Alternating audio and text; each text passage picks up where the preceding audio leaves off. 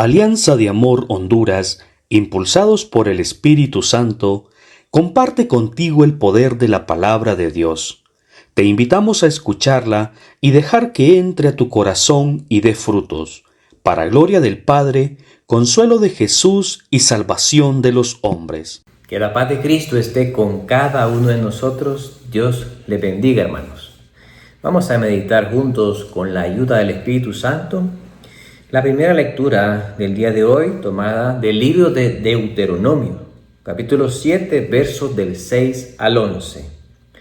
En aquel tiempo habló Moisés al pueblo y le dijo: Eres un pueblo consagrado al Señor, tu Dios.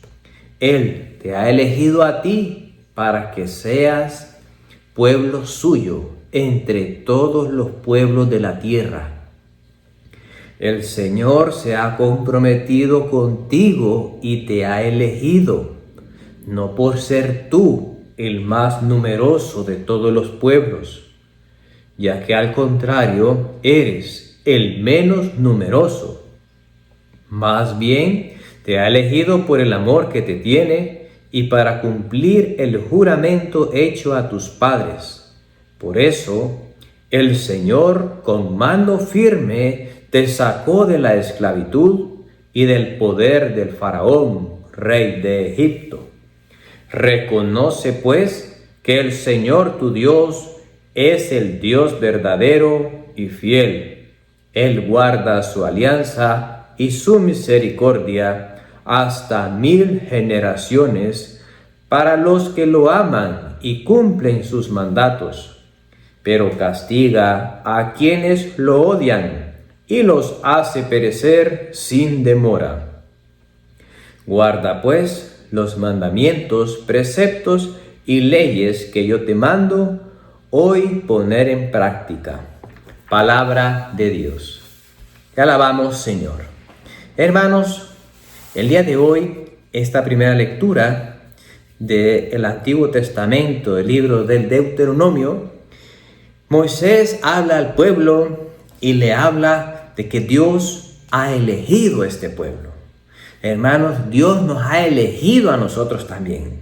Así como llamó a los 12, así también nos llama a nosotros. Así como llamó a Mateo, que le dijo: ven, sígueme, y dejó todo. Dejó ahí en ese momento, se levantó de la mesa donde cobraba impuestos, inmediatamente lo siguió. Y dice aquí este libro que Dios nos ha elegido para que seamos suyos. Estamos hablando de propiedad, de que nosotros somos propiedad de Dios, propiedad de Cristo. Quizás a algunas personas no les gusta hablar en estos términos, pero nosotros somos propiedad de Dios porque Cristo pagó con la sangre, con su sangre nos compró y nos pagó nuestra deuda. ¿Para qué? Para que seamos libres. Somos propiedad de Cristo si hemos sido bautizados, hemos sido sellados en el bautismo, porque el sacramento imprime un carácter, algo que no es visible, pero que por la fe y por el efecto que tiene el bautismo, nos marca como propiedad de Cristo, como propiedad de Dios. Y a veces no entendemos qué quiere ser esto de propiedad de Dios. Cuando vemos a veces algunos lugares, en algunas residenciales o colonias, o cuando vamos en la carretera, a la orilla, a veces miramos unos rótulos que dice propiedad privada, no entrar, no avanzar, no tirar basura. Aquí es propiedad privada.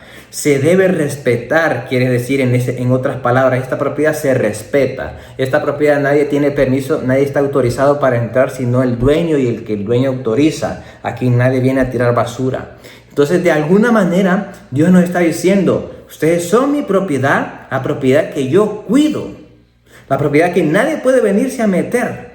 Como dice el Salmo del que meditamos en el audio de hoy, que si nosotros volviéramos a Dios, que si nosotros nos arrepentimos de nuestros pecados, Él en un instante derrotaría a todos nuestros enemigos. ¿Por qué? Porque si Él es mi Dios, porque también Él en la alianza que Él pacta en el Antiguo Testamento y la sella todavía en plenitud en el Nuevo Testamento, Él es nuestro Dios, Él es mi Dios y yo su pueblo.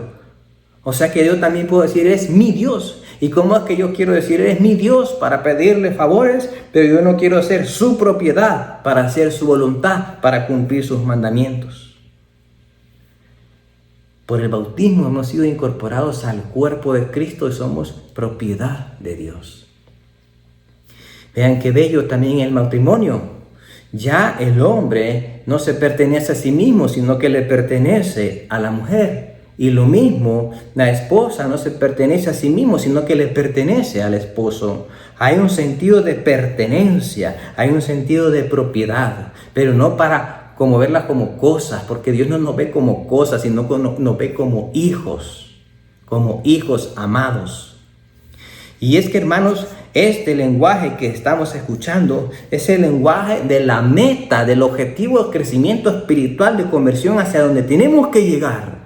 Porque dice aquí, comienza diciendo este pasaje del libro del Deuteronomio, que en aquel tiempo habló Moisés al pueblo, a un pueblo que ha sido rescatado, a un pueblo que Dios ya lo liberó de la esclavitud, a un pueblo que ya comenzó a dar pasos de libertad en Cristo, porque dejó la esclavitud, que ha dejado, que está dando camino, está dando pasos de conversión. Y es que también lo describe, lo explica muy bien el Catecismo de la Iglesia Católica cuando habla del camino espiritual o de las etapas de crecimiento espiritual, que hay 3 etapas o vías. La primera es una etapa o vía purgativa, donde hay una lucha constante con el pecado y donde se busca purificar el corazón y acercarse a Dios. En esta primera etapa hay mucho interés. Se busca a Dios porque Dios nos ayude, para que Dios nos ayude en esta área, tenemos esta necesidad. Ahí se empieza a buscar a Dios porque Dios hizo algo grande en nuestras vidas, nos salvó, nos rescató de alguna situación, nos liberó de algún pecado o nos hizo un milagro en nuestra vida, o nos sanó. Entonces empezamos a buscar al Señor, pero es la primera vía. En ese momento en que el pueblo recién es rescatado de la esclavitud en Egipto, viene comenzando el camino. Pero desde ya les muestra hacia dónde hay que caminar, hacia dónde hay que dirigir. Porque cuando uno viaja, tiene un punto de partida y un punto de llegada. Pues el Señor está diciendo que ese punto de llegada tiene que haber conversión en el camino, constancia, conversión, y con la ayuda de Dios, con la guía de Dios, con la luz de Dios, que esa es la segunda etapa que tiene este camino de crecimiento espiritual según el catecismo, que es la etapa iluminativa, donde hay un crecimiento más profundo, donde ya no se va buscando a Dios solo por el interés, sino que hay mayor avance y profundidad en la oración y en la práctica de las virtudes, donde la gracia de Dios ilumina la inteligencia y fortalece la voluntad.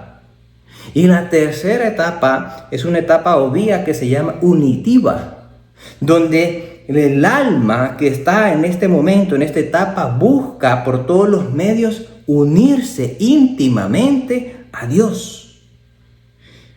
Es una etapa de madurez espiritual donde el alma busca configurar su propia voluntad con la voluntad de Dios en todas las cosas que va a emprender, en todas las cosas que va a hacer. Entonces es ahí donde digo yo, si yo soy propiedad de Dios, yo voy a hacer lo que Dios me manda. Por eso aquí dice, cumple los mandamientos.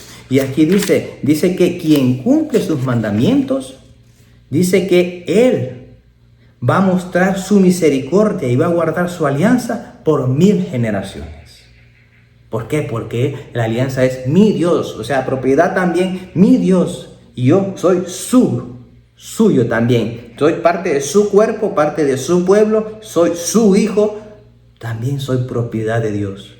Por tanto, hermanos, sepamos pues que si en este momento no estamos viviendo en esa unidad, en esa pertenencia a Dios, y nuestra madre espiritual, Concepción Cabrera de Hermida, hablaba mucho de eso, de la pertenencia a Dios, de querer pertenecer a Dios, de que ya somos cuerpo de Cristo, pero no deseamos pertenecer al cuerpo.